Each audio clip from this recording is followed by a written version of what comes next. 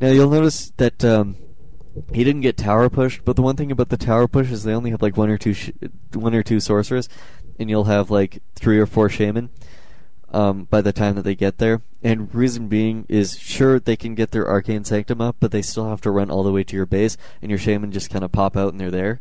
So generally you're going to have the unit advantage by the time they get to your base anyways. So you can just, purge off their summons, and they really lose most of their meat shield because they probably won't be, building their breakers to come and tower push you.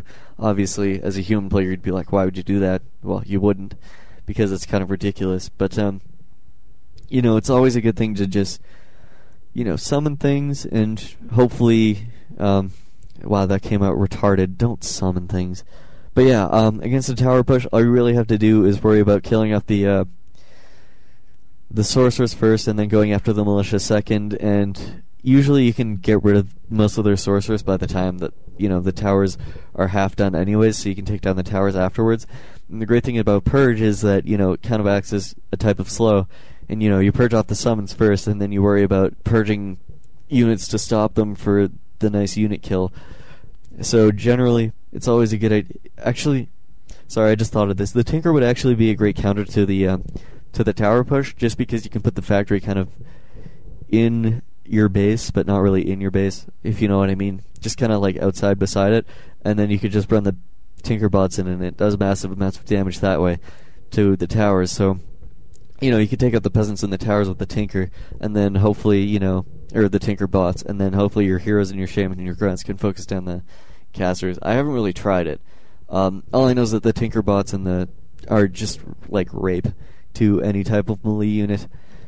I do know they rape breakers. I haven't really tried it against a tower push because generally Tinker is just that imbalanced. So, it's a good strategy to try. If you're doing best of 3 matches, which is what I was going to do, but I didn't want to, or I couldn't find a nice replay for.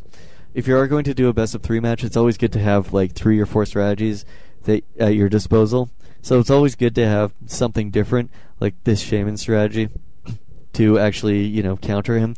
Or you can have something like the Rotterdam strategy, or you could do one of each and just do like a nice little cycle, and they pretty much have to be confused by the end of it and be like, WTF, mate, what is with these strategies? And you'd be like, well, I GG'd you in the face, they must be great. So, these are great things to try. It's never too old to learn a new trick, or you can never be too old to learn a new trick. It's never too old. Never too late. My bad. So yeah, it's always good to know 1 or 2 strategies against each race for each matchup. And obviously, there is more than one counter to absolutely every strategy, such as like a tower push. You can do the Cookie Cutter, Raider, Spirit Walker, or you can do the Mass Air, you can do Rotterdam strategy, or, whatever. There's so many options that you can use against absolutely every strategy that it's kind of difficult to actually cookie cut. And the reason I'm saying that is because cookie cutters are really, this is just in general for Warcraft now, cookie cutters are really the direct counter to everything.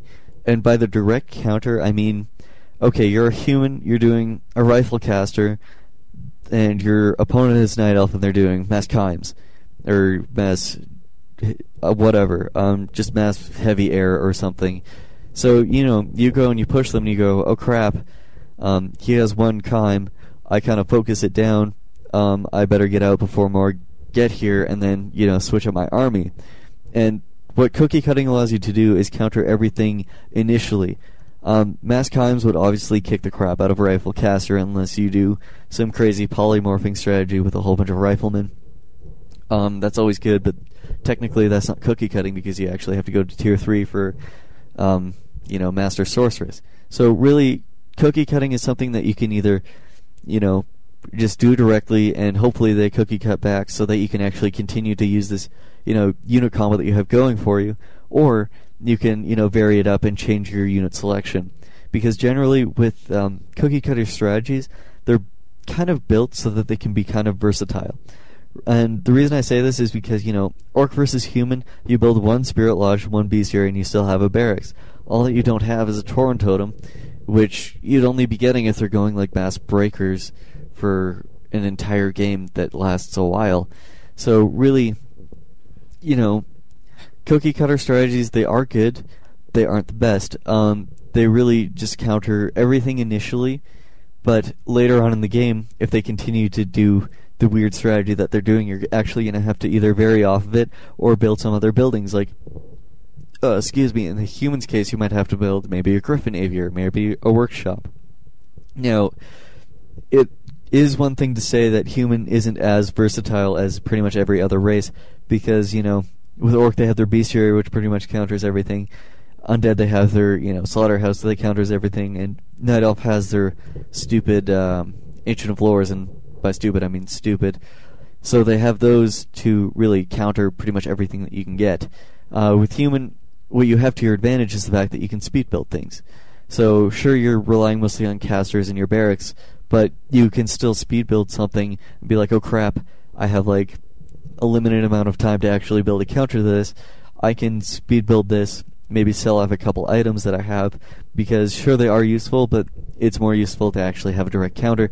So, you sell your items, you power build, and then you actually have a counter to them. Which is the one thing that people don't understand about human.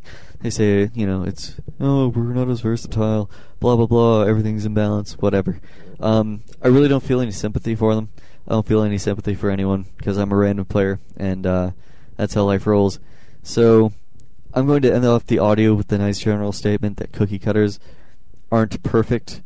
And, I hope you enjoyed this audio commentary, this medley of Orc versus humans and the numerous strategies and ways that you can do and blah, blah, blah. Thanks for listening.